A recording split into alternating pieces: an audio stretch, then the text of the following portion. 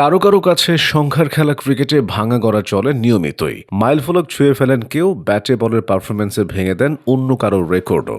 কিন্তু যাদের নিয়ে এই লেখা তারা সব সময় ইতিহাসের পাতায় রঙিন হয়ে থাকবেন, কারণ চাইলেও যে কেউ আর বাংলাদেশের হয়ে প্রথম টেস্ট খেলতে পারবেন না। 2000 সালের 10 নভেম্বর ভারতের বিপক্ষে জাতীয় স্টেডিয়ামে নিজেদের ইতিহাসের প্রথম টেস্ট খেলেছিল বাংলাদেশ।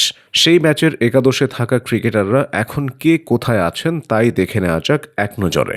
শাহরিয়ার হোসেন জাতীয় দলের হয়ে 3 টেস্ট খেলা এই ওপেনার অনেকটাই পাদপ্রদীপের আড়ালে। অভিষেক টেস্টে শাহরিয়ার প্রথম ইনিংসে করেছিলেন 12 রান, পরের ইনিংসে 7। এরপর আর মাত্র 2টি টেস্টই খেলতে পেরেছেন বাংলাদেশের এই ওপেনার। ওয়ানডে খেলেছেন মোট 20টি। এখন তার ব্যস্ততা নিজের ব্যবসা নিয়ে, পাশাপাশি নারায়ণগঞ্জের ক্রিকেটের সঙ্গেও পৃষ্ঠপোষক হিসেবে সম্পৃক্ততা আছে। মেহরাব হোসেন বাংলাদেশের প্রথম ওয়ানডে সেঞ্চুরিয়ান। মেহরাব হোসেন অভিষেক টেস্টে শাহরিয়ার হোসেনের উদ্বোধনীর সঙ্গে ছিলেন। 2 ইনিংসে করেছেন 4 ও 2 রান।